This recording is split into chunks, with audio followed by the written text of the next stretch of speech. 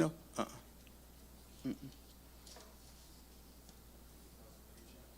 Okay. Yeah, I have a one lady.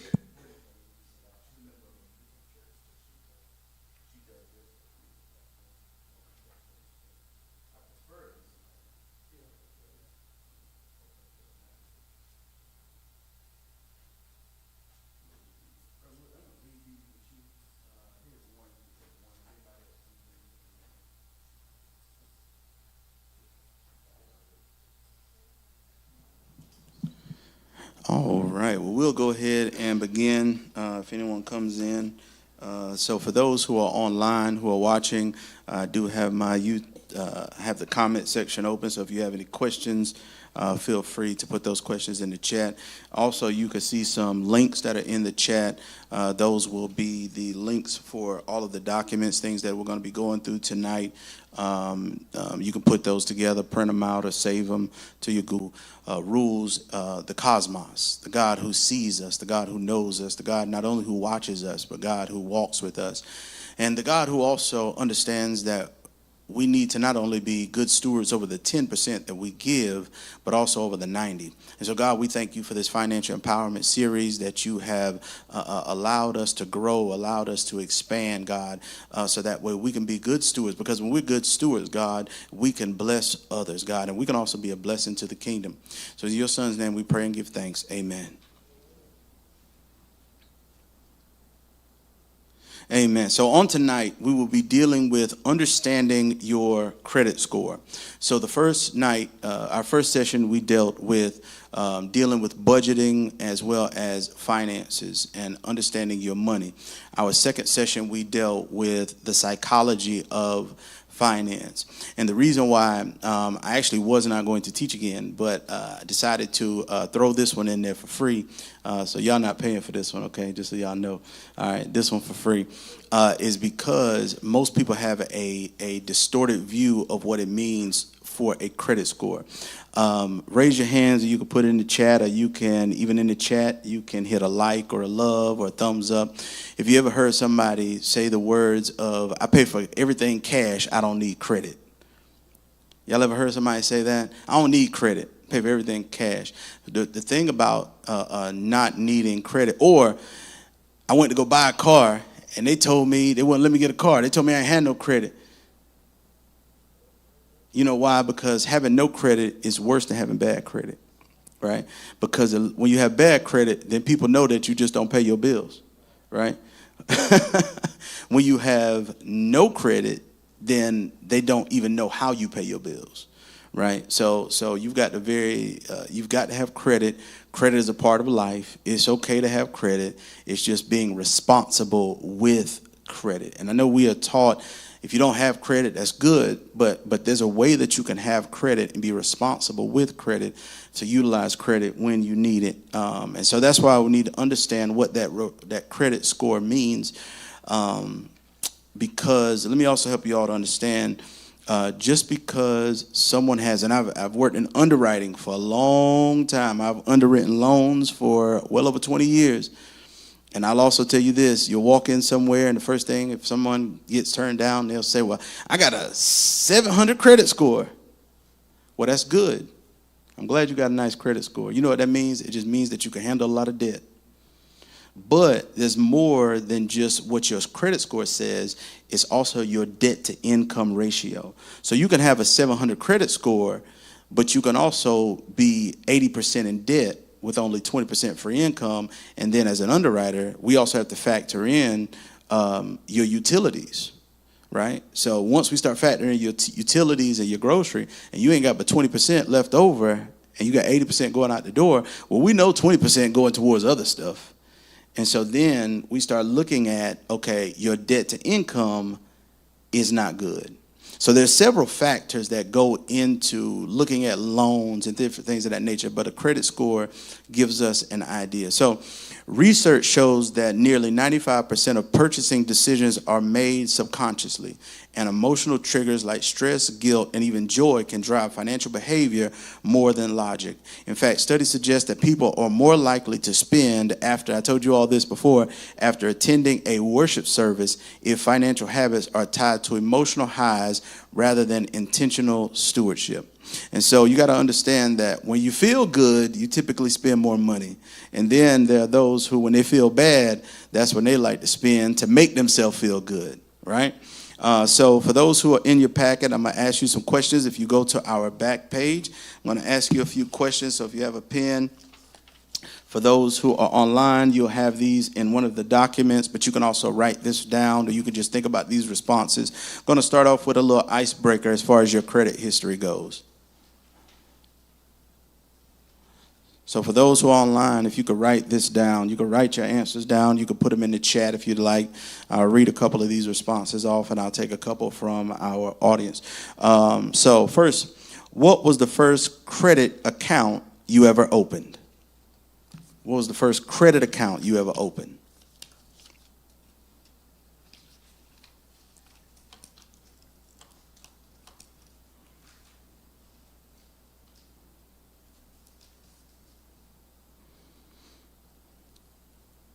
So those online, if you want to put them in the chat, or you can write them down. I see a Capital One in the chat. Airline card, a Eastern Airline.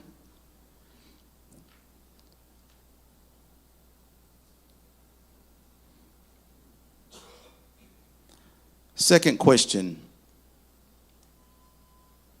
How did you feel when you first used credit? Oh, Belks. Boy, Belks is that. Belk gonna get you every time when you go in there. They try. They try their hardest. How did you feel when you first used credit? I don't know about y'all, but I felt like I was doing something. When I first used credit, boy, you couldn't tell me nothing. Good. Fish said good.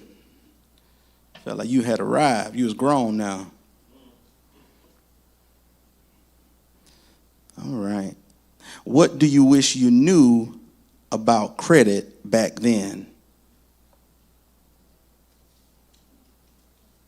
I said happy, special. Thought I was grown. What do you wish you knew about credit back then?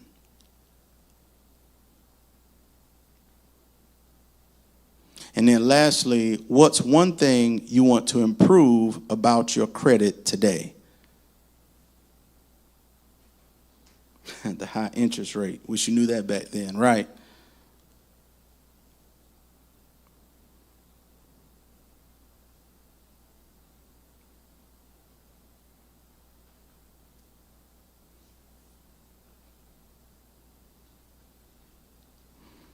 What's one thing you want to improve about your credit today? All right, so we'll start off, take a few, the interest that came with it. I know that's right. They ain't tell you had to pay interest on top of that money you spend. So we'll take a couple answers from the audience. I know for those who are online, you can keep putting your responses in the chat. Take a few answers for those who are on in the building today. What was the first credit account you ever opened? Anybody? Sears? Learners? Anybody else? Wilco? Woolco? That might be, I don't know nothing about no Woolco. Woolco. All right. First Legacy. All right. Anybody else? Mine was Friedman's. Do y'all know Friedman's there? Y'all have Friedman's Jewelers. I ain't even buy nothing for myself. I bought something for the boo I was dating at the time, and we ain't even last. I wonder if she still got that little gold bracelet. I ain't paid them people for that gold bracelet. I ain't paid them people for that bracelet at all. She walking around, tell her to go find her if they want it back. Some of us still owe for them CDs we said we would get. We signed up for them 1 cent CDs. We still owe. Was it warehouse? Was that? Yep. How did you feel when you first used credit? Important, powerful, like you was doing something. What do you wish you knew about credit back then? I know those online said that the interest rate, the high interest rate, and the interest that came with it.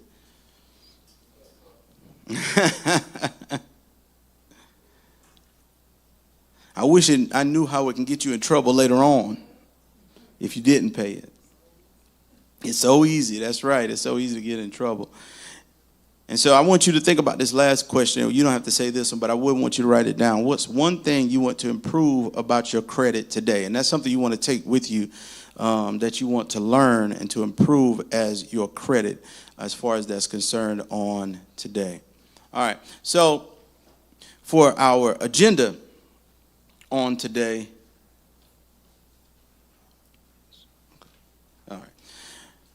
Why is credit important? Got a lot to cover. We're going to understand your credit report and your score. We'll start out by talking about why credit is so important. Then we'll take a look at credit reports, what's on them, how to obtain yours. Then we'll talk about credit scores are calculated, how to build credit. We'll also talk about a couple common credit myths before wrapping up with some tips on using credit wisely. How to keep my score up. That's what somebody said in the chat. All right.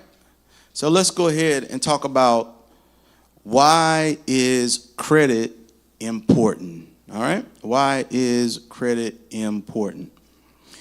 So before we get started on the ins and outs of credit reports and scores, it's important to take a step back and consider why credit is important in the first place. So what are some examples of things you need for credit previously? What are some things that you needed for credit? Anybody? Some examples, some things that may have held you back if you didn't have some sufficient credit. What are some things that you needed for credit? Buying a house, cars, buying furniture. What was that last one? Car insurance. Yeah, now somebody said a job. Yeah.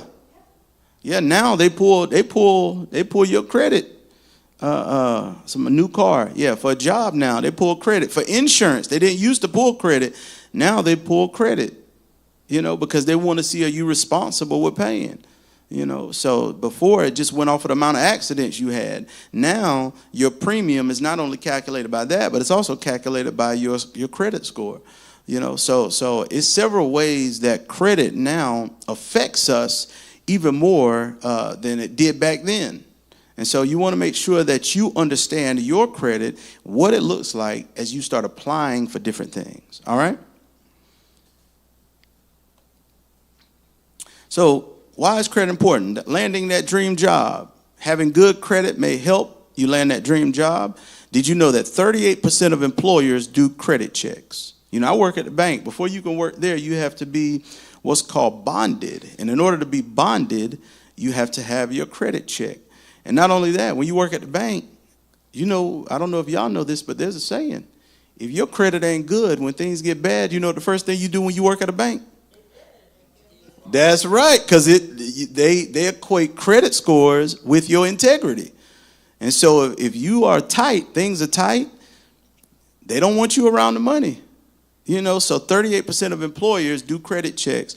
This doesn't mean that having bad credit will prevent you from finding a job, but it may be used in determining if you will be offered certain jobs. All right? So it's important to note that employers only have access to your credit report, not your credit score. So in other words, they do what's called a soft pull. Soft pulls typically only give you information off the credit. It does not give you the actual credit score. So, and we'll talk about that, what's a soft pull and what's a hard pull here in a little bit, all right? Because they are certain things you pull for certain reasons. But whether or not credit is a factor in gaining an employment largely depends on your industry. If you work in finance, it could be a big factor, as well as jobs requiring security clearance. So, for example, if you want a job at any airport, TSA, they do a credit check on all prospective employees. If you owe $7,500 or more in unpaid debt that's in collections, they will only hire you if you show a plan to pay it back. Yeah. So it's a big factor in a lot of high-paying jobs. If you work a job that requires security clearance with the government, I don't know too many people applying for those right now, but if you did, then that would require a security check and a credit check to go along with the security check. Because if you're not responsible here, then they're also looking at, okay, that may lead to other things. All right?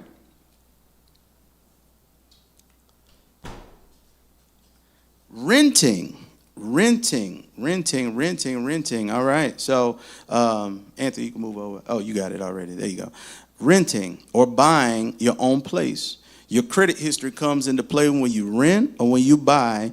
Even though renting doesn't actually involve borrowing money like you will purchase a home, most rental management companies still want tenants with decent credit scores because it indicates a more likely to pay your rent on time, right?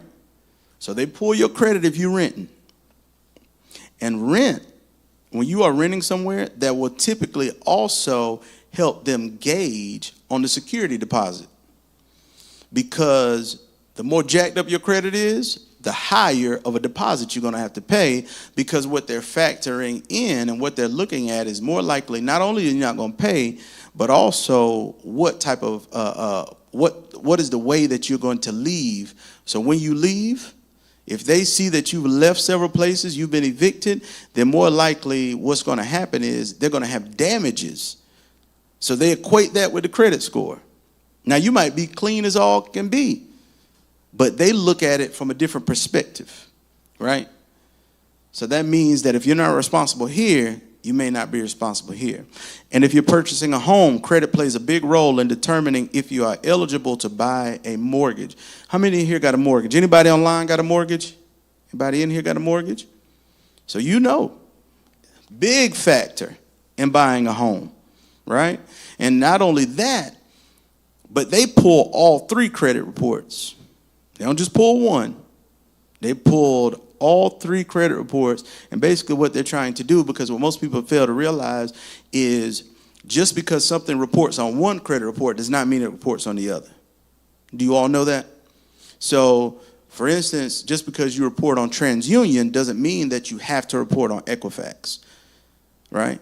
So that's why when you're buying a house, they need to pull all credit to really see what your true credit score is. And essentially, they just take all of them together, take all three, it's in a module, divide, and that's what they have your credit score. So when you may say, well, my credit score is a 720, and they say we have you at a 680, it's because it means it may be higher in one place and lower in one place. So that's why they have to pull all three, so that way they can look at it. But in order to buy a house, you're going to have certain criteria based upon where you're buying your mortgage from, right? And also, it's going to also determine your interest rate for that home, right? So a few years ago, interest rates really bottomed out. Everybody was trying to refinance their homes, and most banks, credit unions were flooded, right? But there was also a lot of people that were turned down too, because what happens a lot of times, people buy a home, then they get lax. And then when the market shifts and you want to refinance, well, you still got to have a good credit score. Just because you got the house, they say, this is the saying, you qualified for what you got at the time. You may not qualify for that anymore, right? So they are looking at all of these factors when it comes down to you buying a home, all right? Next. Getting a loan when you need it, all right? So, having good credit might make the difference in getting a loan when you need it. Anytime you need to borrow money, your credit is going to play a pretty big role in determining the terms of that loan. This is why, for one, it's important that you have a savings account we talked about, right? A few weeks ago, we talked about having a emergency fund, making sure that you can cover small expenses. After you get that emergency fund saved up $1,500, $2,000, then you can begin to save even more You want to have at least 6 months of living expenses. But if you do not, and something happens, and you need to take out a loan for a purchase that's over and above what you would typically use for a savings account for your emergency fund, the last thing you want to do is to have to take something out at a 25% interest rate. All because of your credit. But you need it, right? So what happens when you want to borrow money, you don't have good credit? Have you ever seen or heard those advertisements that say bad credit, no problem? Y'all seen them? Y'all seen them advertisements, those online? Y'all seen them advertised? Bad credit, no problem. They do, but look at the fine print. You're going to be paying them 25, 35, 45, 55, 65% interest rate. Notice I kept going up. South Carolina does not have a cap on interest rates.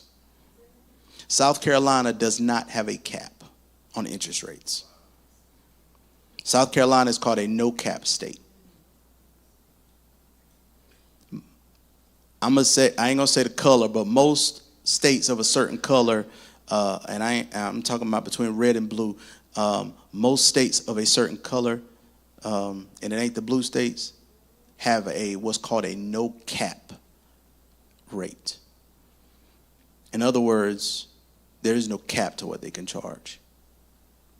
This is why if you see certain finance companies, they only go to certain states because that's where they make the most money at. Now, North Carolina is a cap state. They cap their rates at 30%, but they allow for fees to go up to, I believe, up to anywhere between, I think it's 32 or 35%, right?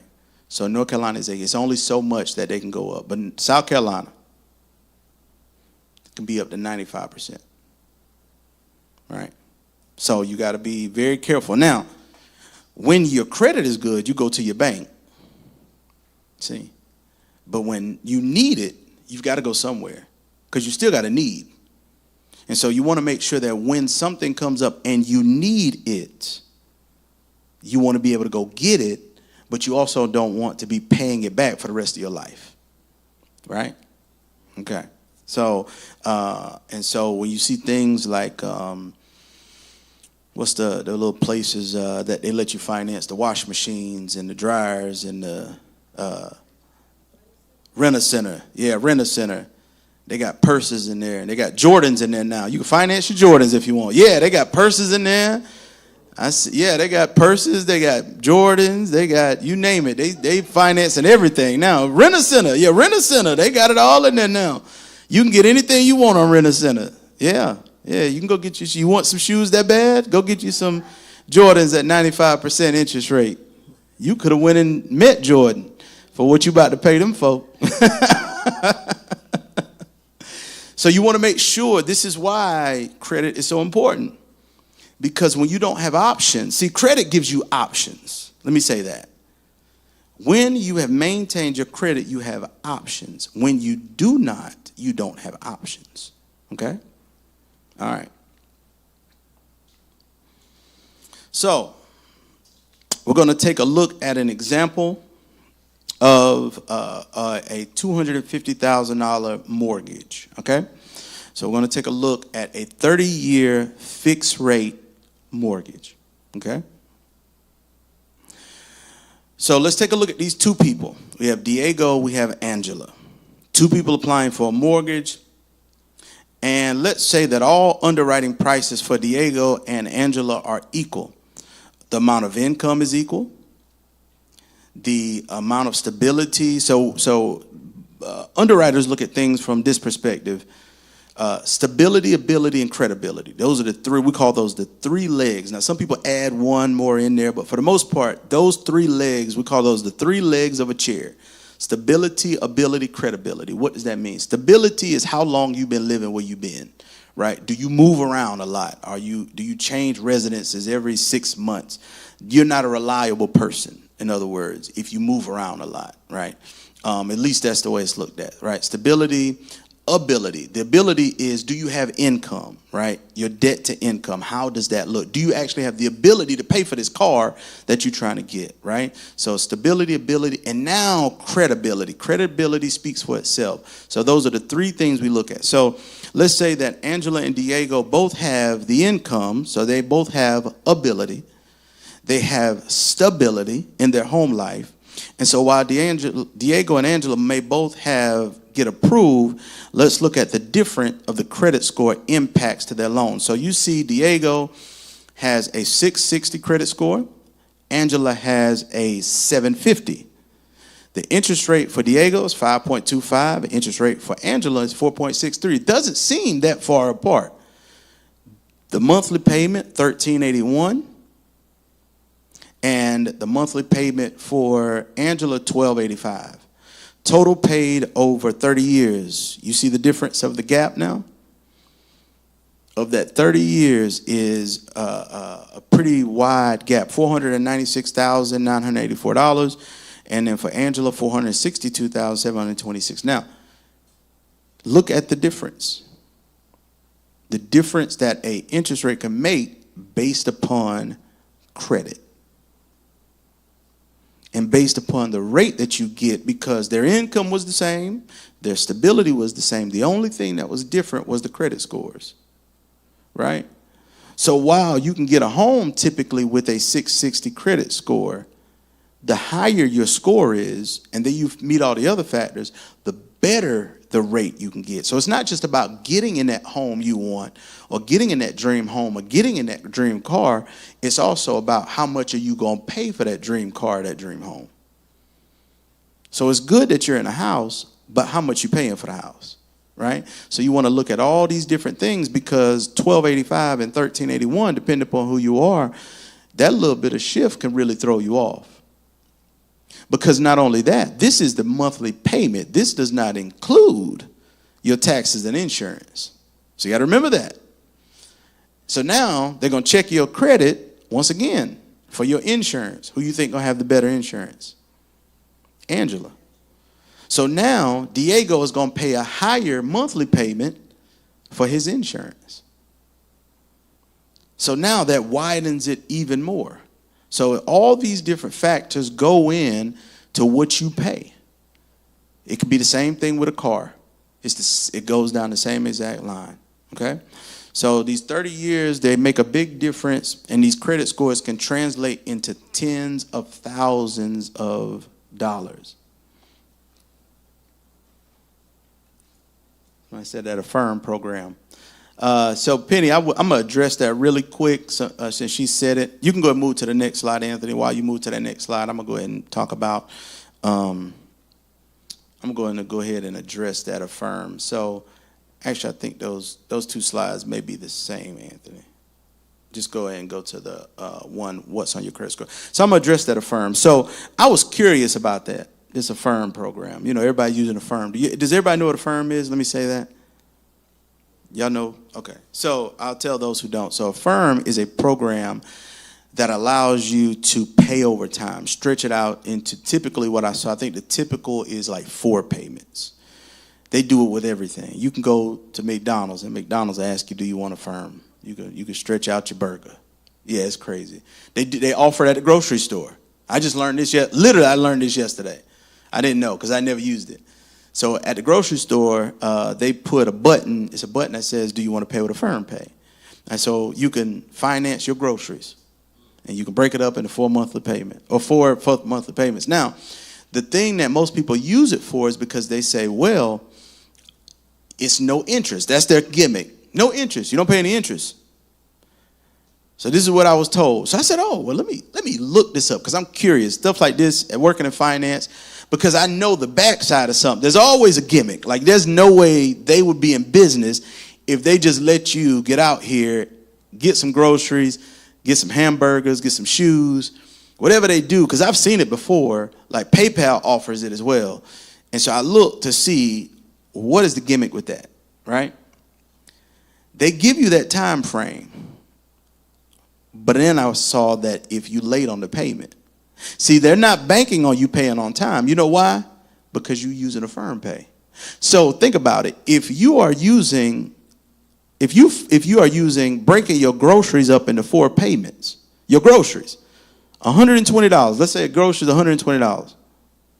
If you break it up $120 into 4 payments, what do you think the likelihood of you making all your payments on time going to be? You know why? Because guess what you still got to go do next week? You still got to go buy groceries. And so if you keep breaking those payments up, then guess how many little small payments you have? So you'll never be able to really pay on time. So they don't make the money off of you making the payment. They're banking on you missing the payment. And then I saw the late fee was $25, $30. So think about that. You had $120. You broke that up into 4 payments. And now on each of those 4 payments, if you late, that's $25 a payment. Extra. You stay in, you'll never get it paid. And then if you miss, I saw on certain ones that's larger, if you miss that payment, they charge interest on top of that late fee. See? These are the things that why you have to educate people, because they think they're only financing. You know why? Because in your mind, psychologically, you're going to say, I'll get this paid. It's only $120. Breaking it up into 4 payments. That'll be fine. I can make that. That ain't no big deal. Now, if you're doing something like that with a vacation, it's probably not that bad of a deal. As long as you could pay it, you're breaking your vacation up, it's okay. As long as you can maintain it. If it's a one-time deal that you can pay, that's no different than, I would say, having a travel agent where you making travel plans and you paying them a deposit and you pay. I get it. But when you start having to do it for things like shoes and clothes and because it's so easy, guess what you keep doing? You're going to keep on doing it because it's so easy. So you got to watch these type of things, even with this Affirm Pay and these other ways that they seem to, because it sounds good. And y'all always know anything that sounds too good to be true ain't true at all. Okay? And I don't know about y'all, but I ain't trying to pay no $25 to go buy no turkey from the grocery store. If we got to eat oodles and noodles, we just going to eat oodles and noodles, because I'm not financing no groceries. I tell you that now. There's certain things I'm just not going to do, So, yeah, I ain't taking you 3 years to pay for them grapes you ate 3 years ago, all because you wanted a T-bone steak from the store. So, all right. So, what's on your credit report? We're going to turn our attention to our credit reports. As a credit report contains some of the most important pieces of information creditors look for when determining if and what terms they are willing to extend you on credit. Okay? So, on the next slide, we're going to look at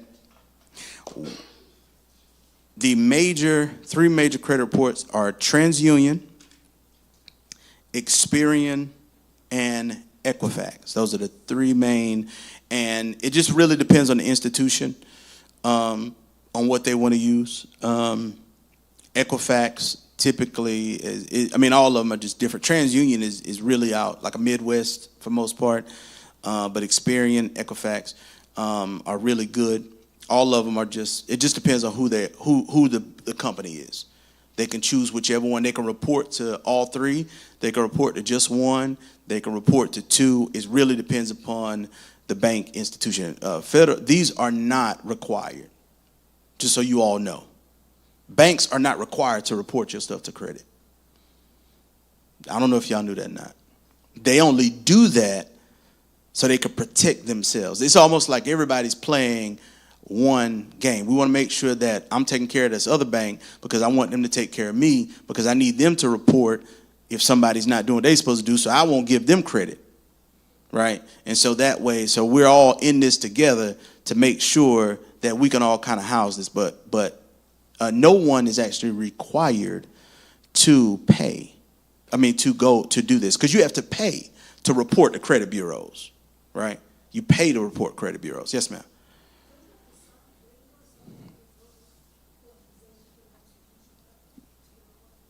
For them to report you to credit?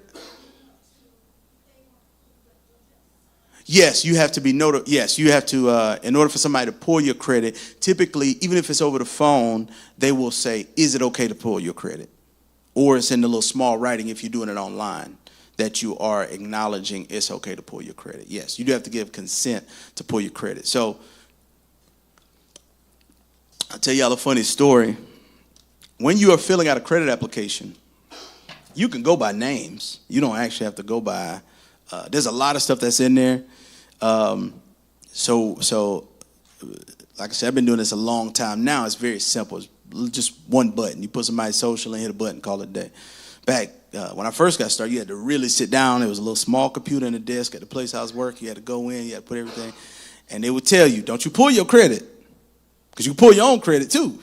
Don't you pull your credit. Because what happens is when banks and credit unions and financial institutions report the credit, what they do is they get a discount on how much, because they pull in bulk and in volume, right? So therefore, because they do that, they may only pay, 10 cents a credit report. As if you pull your own, it may cost you, $5, $6, $8, $10, $30, right? And we'll go through some stuff later how you can pull it for free. But you have to pay a higher price. So they pull it for pennies on the dollar because they do it in bulk. They say, you pull your own credit, you lose your job. That's the stipulation they give you. We hired a gentleman where I was working at. It was my first job, first real job. Those who are adults, they know what the difference is between a real job and your first job. So this is my first real job. Had to wear a tie to work. And so he was hired, and he was hired a few months after me. And that's the first thing they tell you, don't you pull your credit. Which I think he did. His first day, he got fired. Pulled his own credit. First day. And then he was in there showing it off. First day. Had to let him go right there on the spot. He didn't even get the little welcome packet they give you. So, so that's just one of those funny stories. But the three major credit bureaus collect all your information to generate credit reports. When it comes time to apply for credit, different financial institutions may review different credit bureaus' reports. And so different information may report to different bureaus. In many cases, the information will vary slightly, as some creditors may only report to one bureau, as I said before, and don't report to all. And it's also what they are looking for. So you have to feed in to them what is the criteria that I'm looking for, right? Because what a consumer finance loan company is looking for and what a credit union is looking for may not be the same thing as what a mortgage company is looking for. So they feed in different factors of what they're looking for them to get a credit, okay? So first of all, the first thing is your personal information. So what's on your credit report with each of these credit bureaus, your credit contains your identification. It is identifying information that includes your name, social security number, date of birth, address, and employer. This is used so that whatever is accessing your credit can match up your information. This personal information is not used when calculating your score. So these aren't used to calculate your score. They are simply used to make sure and identify I got the right person in front of me. Okay, so that's why you got to give all your personal information, right? And so this is where you can put fraud alerts and things like that on your credit because, obviously people try to get credit in your name. You want to make sure that I got the right person sitting in front of me. So your personal information is the first thing. Then your credit accounts. This includes credit cards, personal auto loans, mortgages, student loans. You ever had to fill out something and they say what street you lived on? You got to select which was the last street. What's one of the streets you lived on? So whenever you see those things, what's one of the cars that you bought before? Whenever you see these things, it means that they've either pulled a hard pull or a soft pull as far as your credit, right? Most of the time, those things are soft pulls that they've pulled. They've gotten identifying information from your credit report, and that's how they are identifying you through that system, okay? Payments will show up if you are late 30 days or more past due, okay? So I always tell people make sure you pay it because you always want to make sure you catch it. You need to be paying it on time, but if you cannot, you always want to make sure it never rolls into what we call a 30-day, right? Because anything after 30 days goes over to your credit. So if you're due on the 25th and then the 25th comes up next month and you haven't paid by then, once the 26th hits, it's going to report, right? So you got to be very careful. Now, it may not report that month. It depends on how whatever reporting agency that they've designed it, but it will end up reporting if it goes past 30 days, okay? So everything on a credit report from a financial standpoint is broken up into 30 days, 30s, 60s, 90s, and then so on and so forth, okay? And so household bills such as rent and utilities generally do not show up on a credit report. Household bills, rent, utilities, water bill, light bill, gas bill, do not show up on the credit. Cell phones. Now, they don't show up until you don't pay them. They don't give you credit for them. But they will report it on your credit report if you do not pay your cell phone bill. Okay? All right? So if you stop paying on these bills, they'll be referred to a collection agency, and then the collection agency is the one that reports it on your credit. Okay, because now it's a collection account. That's why. So under the Fair Credit Reporting Act, debts can generally appear on your credit report for 7 years and sometimes even longer if you haven't paid something that goes to collect. So if something gets charged off, it's either between 7 to 10 years, and really it depends upon the business how long they want to leave it on there, because they got to pay. They pay every month to keep that stuff on there, right? So that's why sometimes if you call to negotiate, they will negotiate with you because they're having to pay to keep it on there to show that you don't pay your bill, right? Now, let me put this in here for those who are wanting to build your credit, and I'll get the building credit report, but I want to put this in here now. There is a way for you to report, and for those online, hear me well. If you got a question, put it in chat. If you got a question, raise your hand. There is a way for you to get credit without taking out loans. You can do what's called self-reporting. You can report rent. You can report utility bills. You can report cell phone bills. They are not going to pay to report it. You can do what's called self-reporting. If you have a young person, we have Ian in the building, right? So if you want to, if Ian has a cell phone bill, you can do what's called self-reporting, right? So by doing these different things, you can also raise your credit score up. Let's say you're thinking about buying a house. You want to get your credit score up. You can do what's called self-reporting. You can report your own information to the credit reporting agencies. There's a simple, it used to be hard to do. You would have to compile. You have to fax your bills in every month. You'd have to send your stuff in every month. You know, you got to, because you got to show them that you're paying, right? Now, Experian has a way, it's called Experian Boost. You can log in, create an account with Experian Boost, and you can send them, upload the information. I'm not sure exactly how it works, but I know they can do it, and then they will report those things for you. Yes. A link? Yes, you have to link it to your bank account. That's right. Yes, you link it to your bank account.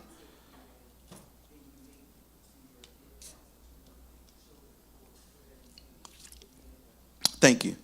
So we have someone in the house who let us know. So you link it to your bank account, and then what happens when you pay those things, they see it, right? So they're able to see how you are paying those bills. So that's called self-reporting. The great thing about self-reporting, it ain't ever negative, because it's only going to report what you pay.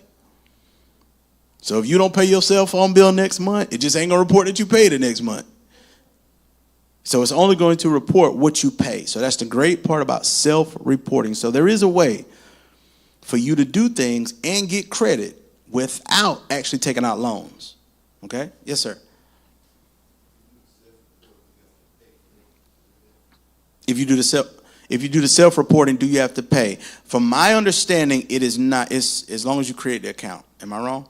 Yes. So it's free. From my understanding, it was free. Yes, I've helped people to do this before. When they'll come in, they don't quite meet the criteria. I've had them do that. They've come back and they've qualified for loans by doing credit score. So it's called Experian Boost. It's a quick way to boost your credit score up like 30 points. It's a very quick thing to do, and you haven't taken out any loans to do it. So you haven't pulled your credit, nothing. You've just done this. And so now that is a really good way to do it. Like I said, it used to be a lot harder. You have to fax stuff in, mail stuff in every month with all your bills. Now they have it there. So that's a really good tool, especially if you have young adults that you're trying to help build their credit. You can also put them onto your credit card. You can add them as a user, as an authorized user. Don't give them a card. Y'all with me? The mic on? Y'all hear me on? Y'all hear me online? Don't give them the card.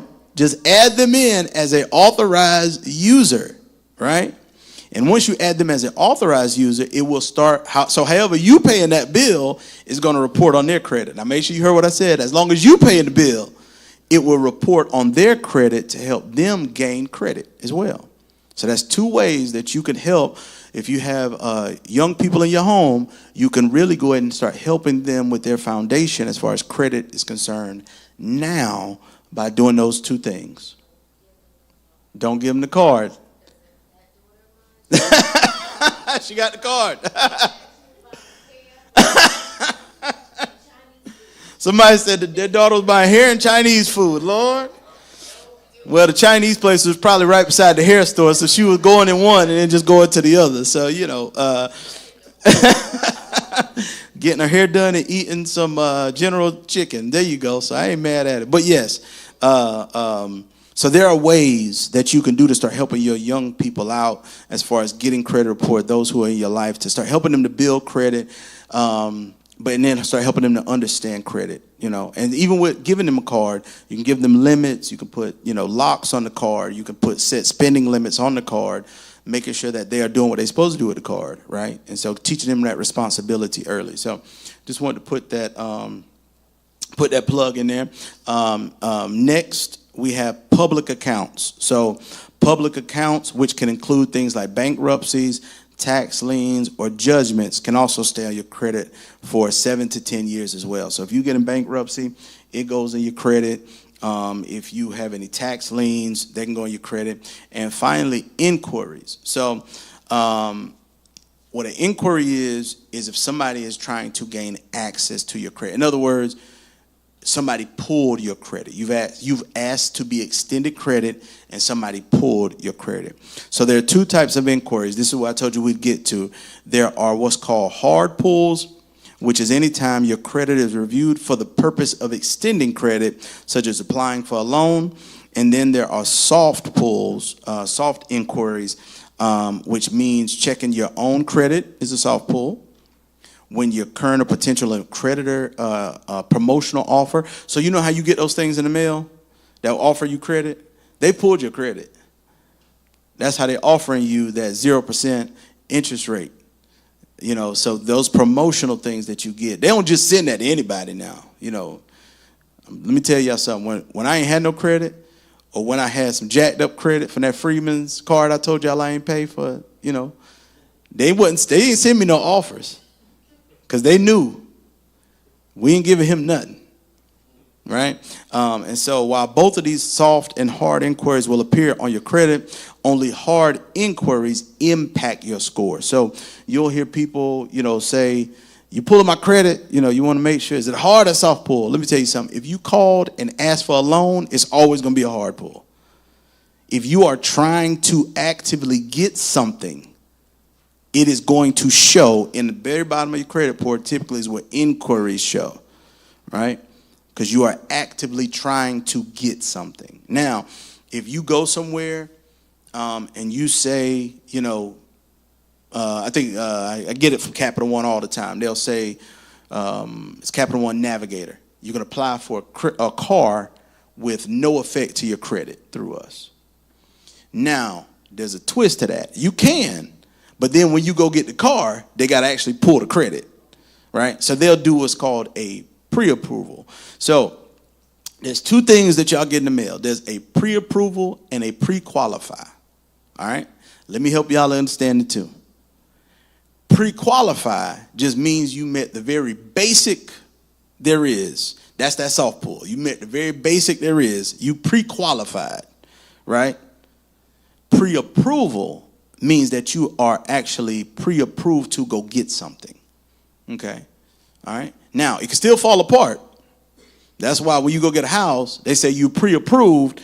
Here's how much you can go spend. right? We'll loan you up to $350,000. Or if you found a house, they'll say you are pre-approved. And then you got to go through anybody who bought a house, you got to go through a lot of different stuff you got to get. And they tell you, what do they say? Don't you buy nothing. Don't buy nothing. Do not buy anything. Don't you go putting them a firm groceries. You're gonna cost yourself a whole house trying to get some crab legs, okay? Don't sign up for nothing. So because what happens is especially let's say you are on the very cusp of your debt to income, and you go buy unless you need something. So I've seen it happen before where somebody gets in an accident while they're trying to buy a house, they have to go get a car, right? You just got to be able to show that car that you had is totaled, is paid off, you had to go get a new car. So there are exceptions. But let's just say you just went out and bought a motorcycle. And now they say that your debt to income ratio had to be 40%. And now you're at 41%. And then you get to that closing, because at closing for your house, they do one final credit pull. And that's what they can tell. And that's where a lot of people mess up. And now guess what? You done bought your house. You done walked through the house. Y'all done prayed over it. Y'all know how we do. Y'all done walked around the house 5 times. Y'all done put oil on the house. You done wrote your name on the studs in the house. Put John 3:16 right before they put the sheetrock up. And now you done did all that. And the Lord bless somebody else with that house that you got. And they got John 3:16. All because you went to go get a motorcycle. So those things like that you got to really be careful of. And so those inquiries, there's a certain amount that they want you to allot, even to have credit inquiries. Don't just go out everywhere getting inquiries, okay? Because there's a certain amount, because what that shows is that you are irresponsible. If they look and they see that you've had your credit pulled 20 times in the past 6 months, that means you are just going out anywhere to see who can give you something. Now, let me say this, because there's a misconception about people who think when they go. So when you go to buy a car, if you don't go with your own finance company, they're going to send your credit report through everywhere that they can. Right? Just so you know, they're going to try to get you the best rates. They're going to try, because the better rate you get, the better rate they get, the more money they make. Right? So now, but let me help you to understand something. Let's say you couldn't get approved here, or you want to go somewhere else. There is still a window of, even if you have 20 credit pulls in a 15-day window, as long as it is of the same type of purchase, it will not affect your credit. So in other words, if you got approved here, but you felt like you can go get a better deal over here, or you saw a better deal over here, a lower car, lower miles, whatever it is, the price was better, make sure that's why when you go car shopping, make sure you are ready to buy a car, not just out here looking and letting people pull your credit. That way you can go to this dealer, they pulled your credit. You saw a better deal over here, they pulled your credit. It's still the same type of purchase, so it still only affects your credit the one time. So your credit score is only going to be affected and go down as if you only had your credit pulled one time. All right? Now, the problem when people mess up is they'll go over here and look for a car, then they didn't get the car. Then a month later, they decided they really do need the car. And so then they pulled your credit all over again. And so that really begins to mess you up. So you got to be very careful. Somebody said, take the check with you. As for me, in my house, I know what we getting before we get there. And I already know who's financing it. Remember what I said about credit gives you options? I go to my credit union. That's me. So when they be in there talking all that stuff about what they will do for me, listen, ain't but one person pulling my credit, and but one person pulling my credit, and I already know what I'm getting, right? You can go to your bank. You can tell them you want to get pre-approved for a car, and they will pull your credit. They'll let you know this is how much we are willing to loan you, okay? Then you can go to the dealer or go online and shop within your budget right? This is what I want my payments to look like, right? You can shop within your budget and get pre-approved at your credit union or your bank before you go, right? So that's another way you can do it. There's nothing wrong with buying at the dealer. Sometimes you get more perks when you buy from the dealer, especially if it's brand new. Buy it, you can still go refinance it. It's okay, right? All right.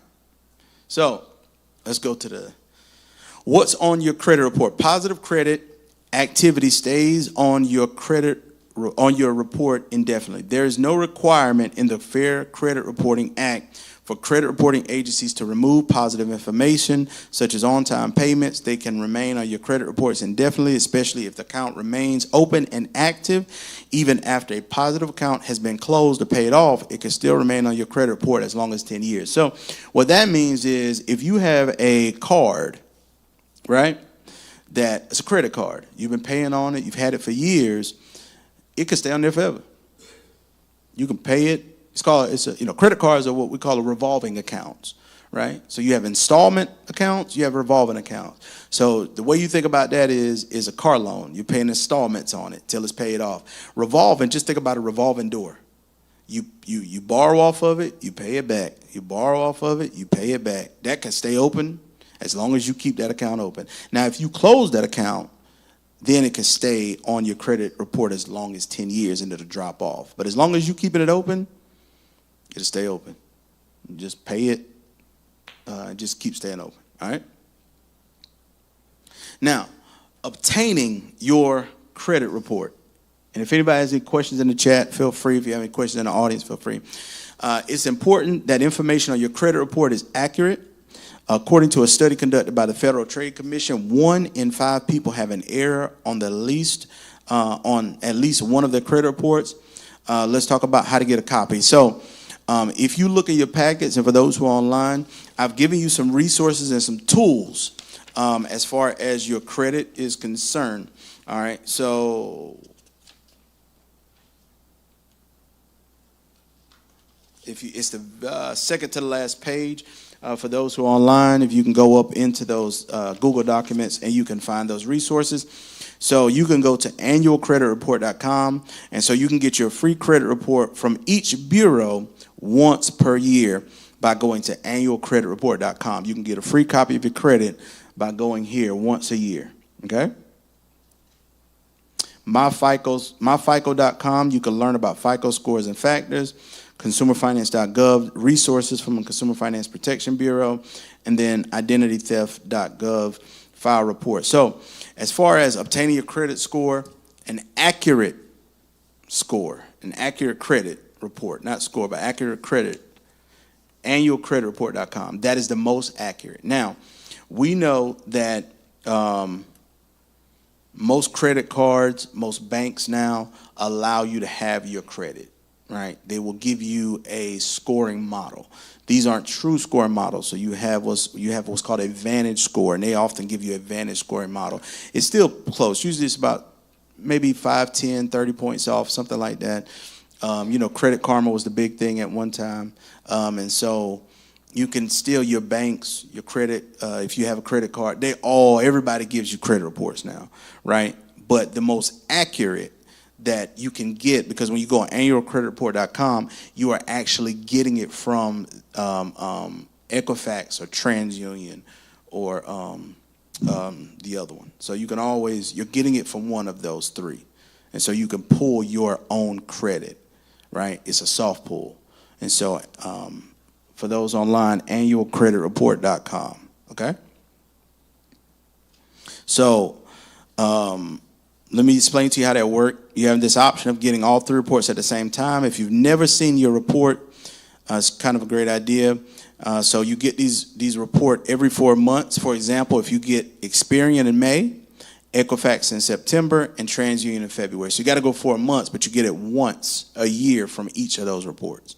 So you can't do them all at one time on there, but you can space it out. Okay? All right? All right, so obtaining your credit report, and that shows it as well, the annualcreditreport.com. So this is the recommended place to get your credit report. It's the website as a result of the Fair Credit Reporting Act that states that you are entitled to a free copy of your credit report, each of 3 bureaus. And during the pandemic, credit reports were available for free once a week.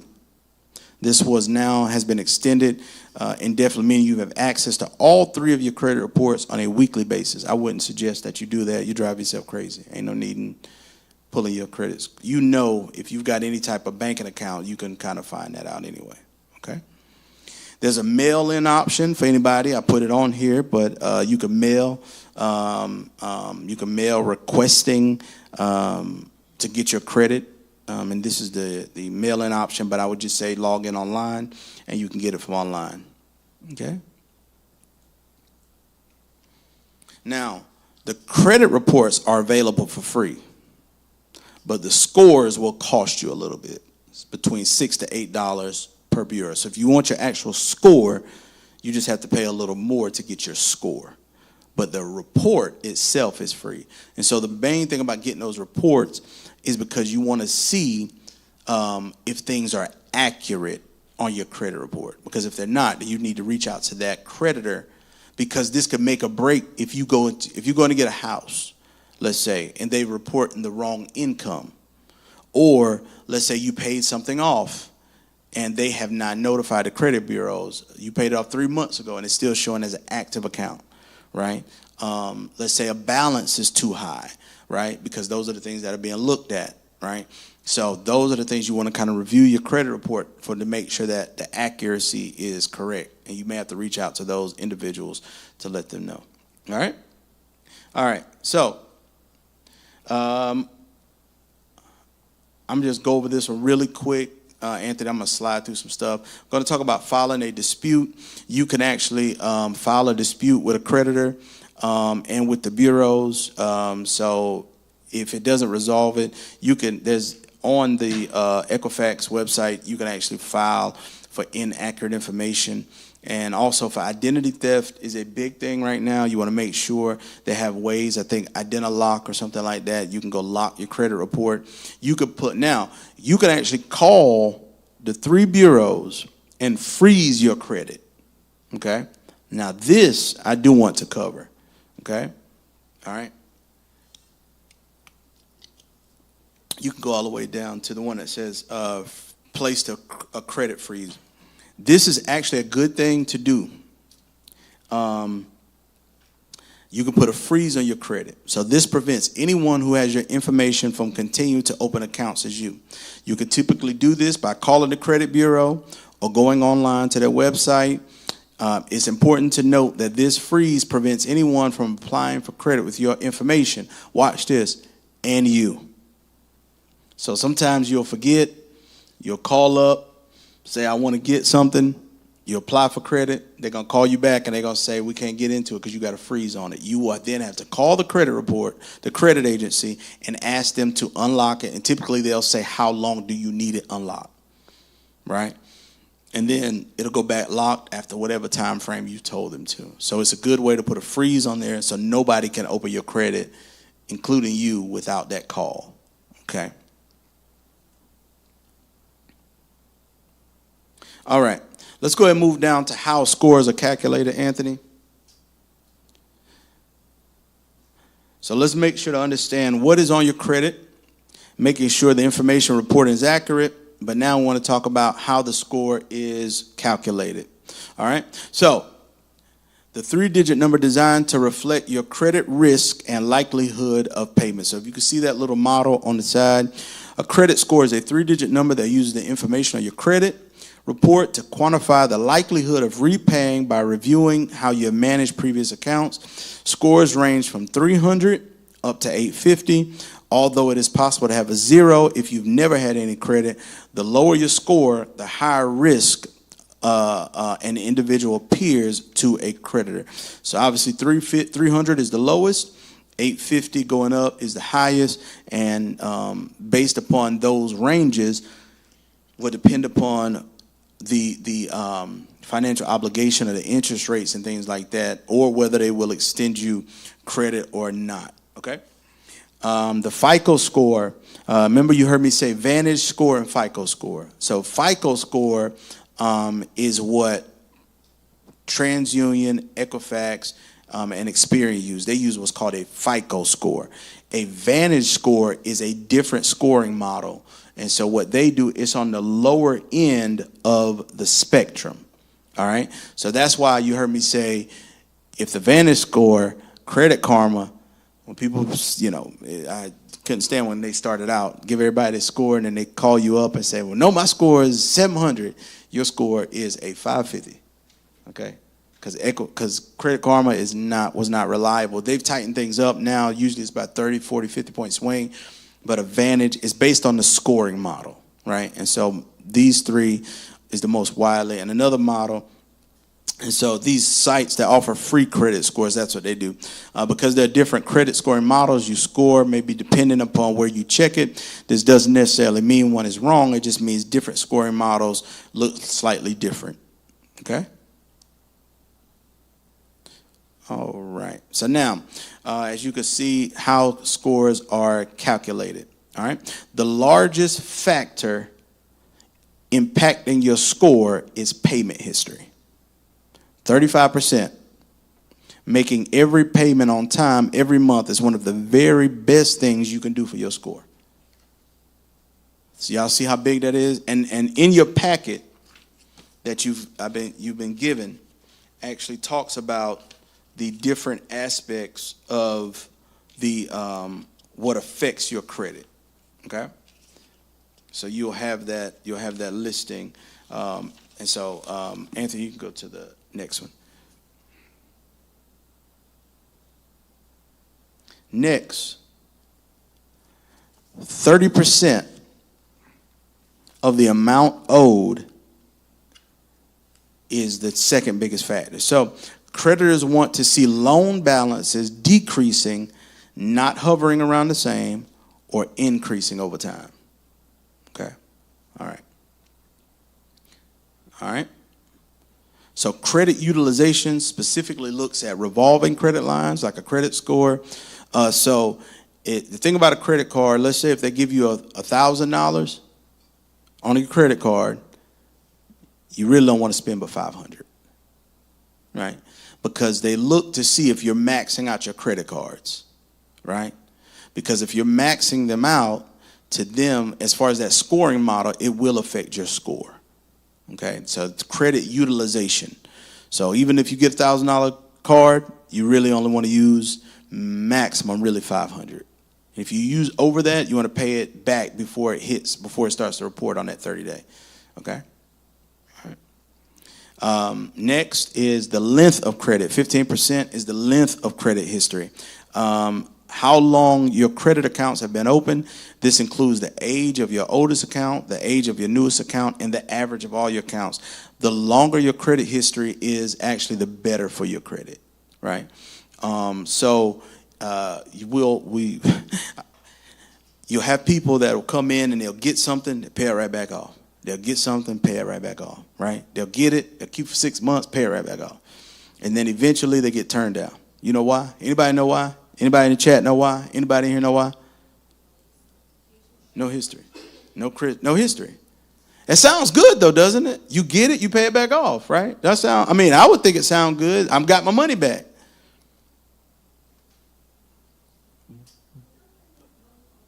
Thank you, ma'am. If every time you get something, and I had to explain this to a gentleman one time. He kept coming in getting cars. He paid them back. I'll come and get it back. And finally, they turned him down. And he asked, well, that don't make sense. The purpose of them loaning you money is for them to make money.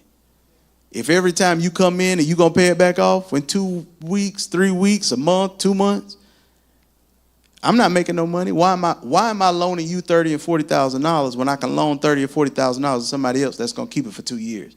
I'm going to make money here. I'm in the business of making money, not just loaning people something just for them to give me my money right back. Right? This ain't your cousin that's going to give you a $25 back with no interest. This ain't that type of thing. So they were not showing they can. That's right. pay on time. So there's things like that that goes into it. So you want to look at these new things. So next is 10% is new credit, which is where those hard inquiries that we talked about earlier, if you start applying for credit too frequently, this is called a red flag to creditors, because they start to wonder what is going on that you suddenly need all this credit. Something must be happening because you have gotten a lot of new credit, in this first year, right? So let's say you buy a new house, right? And then you go out and you finance new furniture. Then you go out and you finance a new refrigerator. And then you go out and you finance that bedroom set. Then you're going to go out and you say, you know what? I need me a new car to go with it. Guess what the car company probably going to say? Because you got a new mortgage. You got a new bedroom set. You got a new refrigerator. You got all these new bills, but you haven't even shown that you can handle your mortgage yet because you just got the mortgage. All right? So that new credit is not good. Remember what I said about being responsible with credit? Because if you keep going out and buying stuff, it shows that, hold on, they just see that everybody going to give them something. Right? And so you don't want to do that. So you want to limit those hard inquiries only to when you need it. Right? That's why I said credit is good, but only when you need it. And last is a credit mix. So finally, credit mix is the last factor that impacts your score. Creditors want to see if you have a history. So you want to have things like different forms of credit. You don't want to just have all credit cards. You want to have loans. You want to have, you want to have credit cards. You want to have a car loan. You want to have a student loan. I wouldn't advise trying to get one now, but you want to have a mix of credit. You don't want to have just one thing, because that goes into that scoring model, okay? In other words, can you handle more than one thing, right? Can you handle, if you go out and you apply for a mortgage, for a $1,500 mortgage, but the only thing you've ever had is a $10 credit card payment, do you think we should give you a $1,500 mortgage? Only thing you've been able to show is that you can handle $10, which is good. Can you handle a $500 car payment? We don't know. So that's why that credit mix is best to have. You want to have a mixture of credit, all right? So some areas are larger that impact your score. You see on our scoring model here, they play a factor and a unique and important role in calculating your score, all right? So we're going to go back to Diego and to Angela next in our next slide. Diego and Angela. How credit scores are calculated. So as you can see, Diego has an $800 card balance, maximum limit $1,000. Pays every month, entire balance. Angela, credit card balance $5,000, maximum $10,000. Pays every month, right? Now, let's apply what we've learned. We're going to talk about these scores. So, for example, we see these two. One pays it off entire balance. One pays the minimum payment. All right. Angela carries that $5,000 balance every month. She's making the minimum, but every month she's carrying over that $5,000. She also pays on time, but only making that minimum monthly payment. Who do you think is going to have the better credit score? Okay. Next slide. Online, who do you think?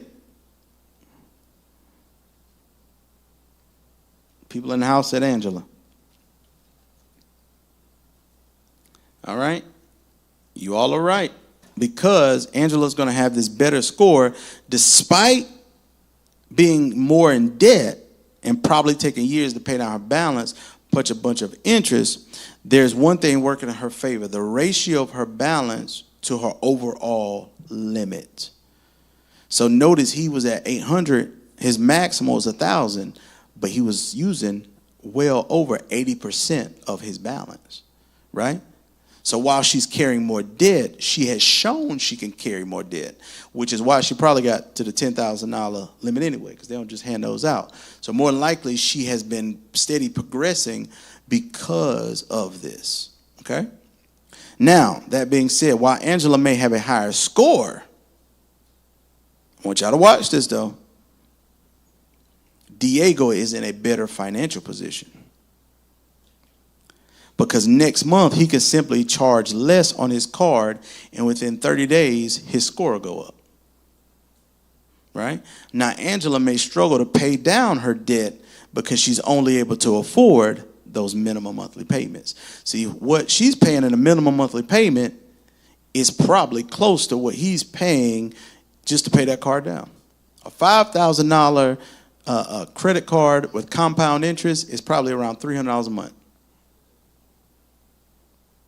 And you got to think, if she pay a minimum monthly payment, that means most of that is interest. See? So while her score, remember what I said at the very beginning of this, just because somebody has a better score does not mean they're in a better financial position. Right? So scores can get tricky because people will brag about their scores all day and they, got 80%, they had 80% debt to income ratio. So having a nice credit score is not the goal. To being financially healthy means to have a financially healthy credit score while also having a financially healthy savings account, what means having a financially healthy debt to income ratio. So you want to make sure that you have a good mix of everything. All right, so we're going to talk really quick. Go ahead and move so we can finish up how to build credit. So we're going to turn our attention to how to build credit. You can go ahead and go to the next slide. So you start by reviewing your financial situation and goals. Know what you're trying to accomplish, then determine those steps. All right? Now, you can go ahead and move, Anthony. One of the most common ways to build credit is opening up a credit card. You can find a credit card to get. I'm going to tell you that now. The first thing people that have been in bankruptcy do is after they get in bankruptcy, they have to reestablish credit. You know what they go do? Open up a credit card. Because while everybody else is shying away from you, credit card companies be like, yep, you want this $300? I got you, right? That Credit One Bank, they will get you. They're going to charge you that $30 annual fee. But they're going to give you that card in a minute. So, but using a credit card for a budgeted expense, paying the balance off full and monthly, it's a great way to build your credit. So credit cards aren't bad. You just got to be responsible with it. Okay? Then there are secured credit cards. I think you move to the next one. A secured credit cards, let me explain that. It's a great way. It's a great tool. It is your money that you're using. Somebody, this company was making money off of her. They sure was, Penny. A secured credit card is a great way. So what you do is you make a deposit up front, $300, and then they lock it into a card, and it's your money that you're using. It's kind of like a debit card, but it's reporting to your credit like a credit card. All right? So if you put that $300, they will give you a card with a limit of $300, and then just like a regular credit card, you use the card, and then you pay it back each single month. So that's a great way. Every credit card company does not offer secured credit cards, just so you know. All right? Then nextly, we have secure loans. Secure loan is a great way to build your credit. This type of loan, a deposit is used to make a loan, and it's an advantage. Once again, it's that same thing. It's your money, right? So you are securing a loan, all right?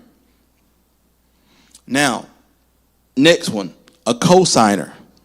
I'm going to warn some of y'all about this, though. Somebody shaking their head already, all right? Y'all online, I want y'all to hear me and hear me well. I want y'all to listen to me. There's nothing wrong with co-signing, but you need to make sure who you are co-signing for. Okay? Right? Make sure you know who you co-sign for. Y'all hear me? I need y'all in the chat to say, yes, I hear you, Pastor. Okay, y'all hear me? Because one of the number one things I see happen where I work and over the last 20-some years of me working in the finance industry is the things that happen with family and friends and cousins and in-laws and mothers and fathers and children is co-signing for people. Listen, I'm telling y'all now. Look, some people done here, they done did it. They telling you what they know.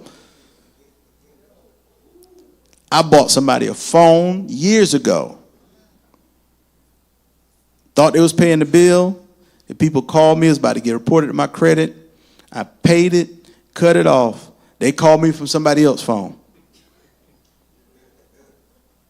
and said the phone ain't working. I know it ain't. I cut it off. Go get you a prepaid. Go get you a burner phone. Because not no more. If I got to pay for it, I'm talking on it. Right? So, I'm telling you now, if your cousin come, you know the reason why they need you for the most time? Because they done messed their own credit up. Somebody said I told my son I would take him out if I see a late payment. I know yes, you got to review these things. And then the dealers do what's called straw purchases. What a straw purchase is that you thought you was the cosigner. You signed that paperwork, and guess what they did? They switch it. You are the primary. They are the cosigner. And in some cases, they do it where they're not even on the loan at all. Because the bank wouldn't approve it with them on it. It is. You can be in another state and they call you on the phone and say, would you sign? And you say yes, and it's on a recorded line.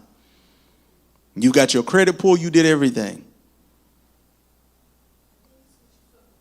They gonna do whatever they do possible. Because at the end of the day, cosigner, a primary and a cosigner still reports the credit. It's the same thing. When you call, you still, but for the purposes of the credit, if the bank looks at it, they're looking really harshly at that primary. Right? Then the cosigner is just a secondary. But it reports on the credit the same. So, you've got to be very careful. Sister Fish said she read the fine print. Do not, I encourage people, if you can't pay for it for people, don't co-sign for them. If you can't give them the money for it, do not co-sign. And that might be your kids. I'm being honest. I have seen, people drag you. I've seen people walk people in there on oxygen. I'm just telling y'all the truth. 90-year-old grandmother on oxygen. Drag them in there. They don't even know what's going on. Just so they can, I'm telling you, I've seen some stuff working in the finance industry. And people co-sign, and then you call them and they say, well, that ain't mine. Oh yes, it is. Whether you're the primary or whether you're the co-signer. It is your car. So just remember, when you sign for something, you are not just putting your name on it, you're putting your reputation on it. And so you might need something in the future. You might be going to get a home, but you didn't realize that your son or your daughter or your cousin or whoever that you signed for ain't paying. And so now they've messed you up. And you got to pay high interest on something because you co-signed for somebody. I'm telling y'all, when I said this is something I can't stress enough, I'm trying to let y'all, this is something I cannot stress enough. I see this more than you all know on a daily basis. And I'm talking about daily basis. People sign for stuff for people all the time and mess themselves up. So do not co-sign for something. Ain't but one person I'm co-signing for. And I ain't got no problem telling nobody that. And that's Mary. That's because we in this together. So we, even if my name on it or not, we got to pay for it. So Mary, you listening. So that she knows it too. I ain't co-signing for listen, when I say other than Mary, I mean nobody. Not my mother, not my father, not my sister. It's me, oh Lord, standing in the need of prayer. And since she is my rib, that's the only one. I'm telling y'all, I ain't signing for no. I want y'all to hear me now. I'm letting y'all know. So y'all can't come back and say Pastor didn't warn us. Don't y'all co-sign for nobody. All right, now I'm going to finish this up real quick. Anthony, if you'll just jump to the common myths, common credit card myths, or common credit myths. Closing my credit will hurt my score. It's something we hear a lot. Closing your credit will hurt your score. This is a half myth because it is true and it's not true. It depends on your situation, right? So let's go to that next slide, Anthony. Let me show you how this works. Sarah and Katie, okay? Sarah has 3 maxed out credit cards, paid off the first card, decides to close it, remove the temptation. She still has 2 cards remain that's maxed out. Katie has 5 open accounts. All balances are 0 or close to 0. Closes a newer account to avoid the annual fee. So in Sarah's case, she has these maxed out cards. She pays it off. So what is going to happen with these 2 young ladies? So in this case, who do you think is going to hurt? Katie. Okay. So what will happen is, in Katie's case, she has this. So closing one of her cards of Katie's will have very little effect because it's not going to affect her credit utilization. They're already at 0. Her card's already at 0. What does the song say? Nothing from nothing leaves nothing. You got to have something. So it's not going to affect her credit mix. And so it may go down slightly. So I will tell you this, paying things off and closing them. Now, one of the things that people mess up as they close their longest open account. That's where you hurt yourself. Because remember what I said, they look at how long you kept something open. So if you got a credit card that you've been paying, using, you close that and all you left with is a bunch of new cards, that is going to hurt your credit. So you want to make sure if you close something, you close the right thing, right? Because certain things are going to close. Your car is going to close. It gets paid until it's paid off. So there are certain things that's going to close on your credit. The only thing that typically stays open as long as you're paying it is a credit card or a line of credit. So there's also, you can take out loans that are lines of credit, okay? All right? So next, myth 2, checking my credit will hurt my score. And I don't know about y'all, how many of you have heard not to check your credit because it's going to hurt your score? It's not true, okay? I just showed y'all where you can pull your own score. It's okay to check your credit. Like I said, most places give you your credit now anyway. Soft inquiries have no impact to your score, which is when you are checking your own credit, is a soft inquiry. It's not going to hurt your credit, which is why jobs pull it. You're not trying to obtain credit, in other words. You're just checking your score. All right? Now, when that gentleman pulled his score, it made it look like he was trying to obtain credit because that's what the purpose of where I worked was at the time. We were a place that you pulled credit, right, for the purposes of obtaining loans. So it would hurt his score. This is why you could. For one, he's not supposed to pull it for that reason. For 2, because they ain't paying but 30 cents for it, and it was going to cost you more. So it's things like that, all right? Now, tips for using wise credit. Since credit cards are one of the most common methods people use to access credit, we're going to spend some time and look at that really quick. Keep money in your savings.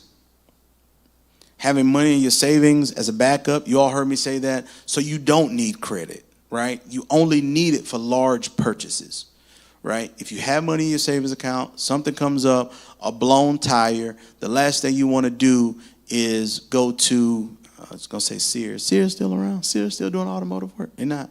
Lord. All right. Okay.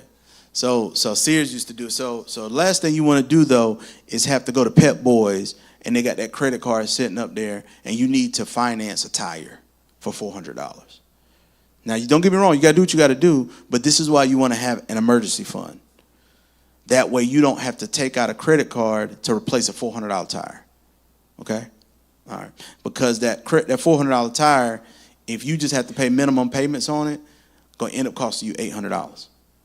If you just pay it and pay all the interest, right? So you never want to do that. Next slide. Consider using a credit card, only one charge a month. And so when you do this, you get it, you pay it back off. And the reason we suggest set up an automated charge so that only you need to generate the activity to build credit. So you're charging it and you're paying it back. One charge a month, pay it back. Now, you will hear me say things like, and there's something in your file, in your packet, paying off the entire balance monthly to avoid interest and fees. You want to wait till it hits, show it on your credit, then pay it all off so you don't have to do it. Okay? And we could stop at that slide, and let me just mention a few things, and then we will close out. Check your credit score regularly, things of that nature, and then pay the entire balance off. And so this was that thing I told you all about, was that green path. It's a great way. I still wanted to put that plug in there. I told you all about that last. Let me say this really quickly as well. When it comes down to credit, just be responsible with credit. You know, you can have a lot of things that you want to use. I personally, I put, even though we have a vacation fund, when it comes down to paying for our vacation, I put it all on the credit card. Here's why. Because when I finance, let's say a $4,000 trip, I get perks off of that. Now, the $4,000 may be in the emergency fund, in our savings, in our vacation fund, but I also get travel points by using and putting that much on there, and then I just pay it back. I get my points, and then I pay it back off. And then guess what? I just went to, where did I have to go? I had to fly somewhere. Oh, I had to fly to Hampton, Virginia, for the Hampton Minister Conference. I just used my points. That was free. It was a free flight. I didn't have to pay for it. All because I had been putting large purchases on there, and I just let it sit. I don't use those points. You can get cash rewards back off of your credit card. So there's things that you can do as long as you're being responsible with the credit. Now, I would dare not say put your, vacation on there and then you paying for that same vacation for the next 10 years. That don't make sense, right? So be responsible with it, right? So this is why it's important to have those other accounts set up. Savings account. You can get what's called a high yield savings account, which is a money market account. Money market account is nothing but a high yield savings account.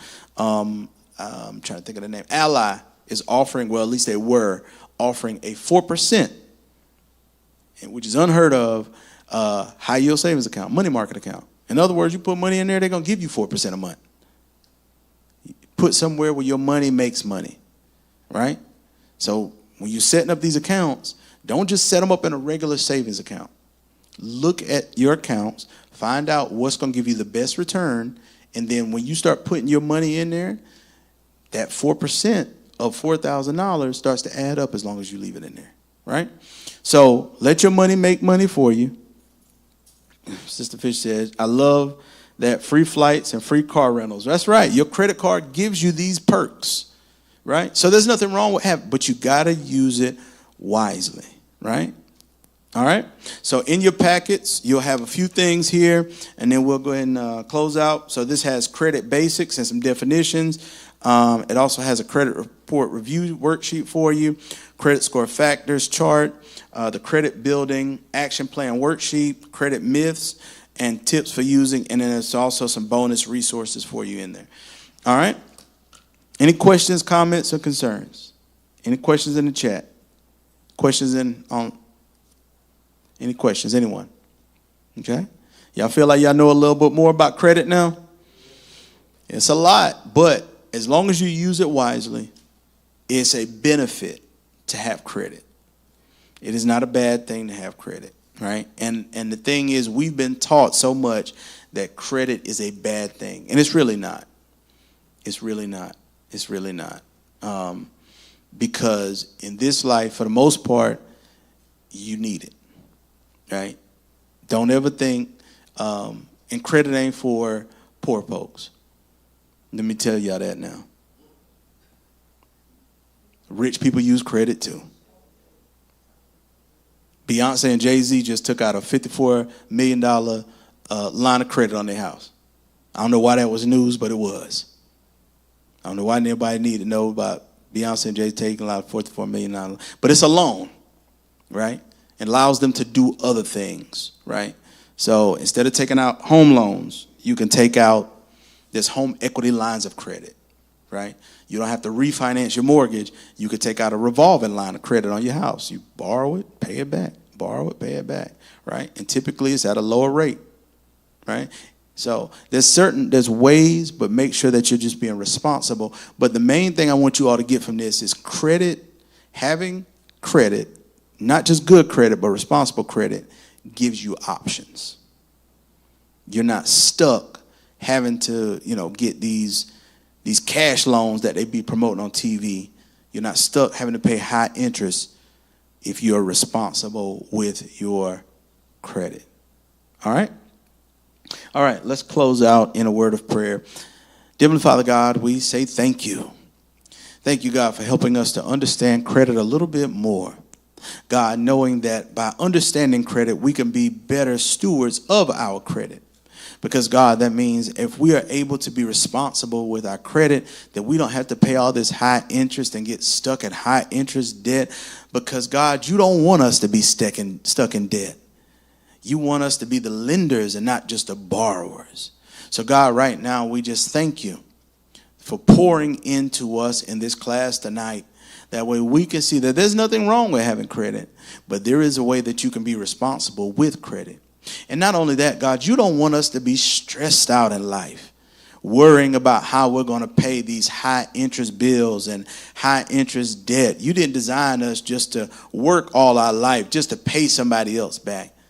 But God, help us to understand the importance of all of these topics that we have discussed over these last few weeks.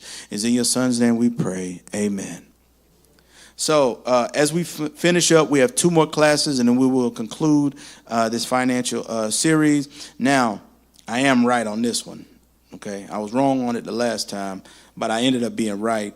And as I tell Mary, I only been wrong 3 times in my life. And one of those times I ended up being right. So really, I was only wrong twice. Somebody will catch that on their way home. All right. So on the next Thursday, it is next Thursday, I had to go by his schedule, at 6:30, August the 21st, Thursday, August 21st, at 6:30 p.m., we will have a retirement and investment strategies with Ian Peters. Okay? So that is going to be next Thursday. All right? That's when his schedule allowed for him to be able to come. And then on Wednesday, the following week, we'll be back on Wednesday, and this is when we'll conclude on the 27th at 6:30. Will be mortgage and home buying with Jody Walls, who's a member of the church. Okay? So those will be our last 2 series. All right? Retirement and investment, and then mortgage and home buying. All right? Okay, and I'll make these announcements. They're also on our Facebook page, and so you can find that information there. All right, we certainly thank all of those who've joined us online. Thank you for all those who have joined us in the house, and we look forward to seeing you on next week. But also don't forget on this Saturday from 12 to 4, we're going to have our Family and Friends Day cookout and back to school giveaway. So invite all your family, invite all your friends, come out, bring them out to get some food. We're going to have a good time. We've got face painting, bounce house. I think the fire truck is going to be coming through, I believe. And so we've got a lot that's going to be happening here. And then on Sunday, don't forget to bring all your family and friends for our Family and Friends Day worship service. All right? All right. You all have a great night. Look forward to seeing you all on Saturday. Good night.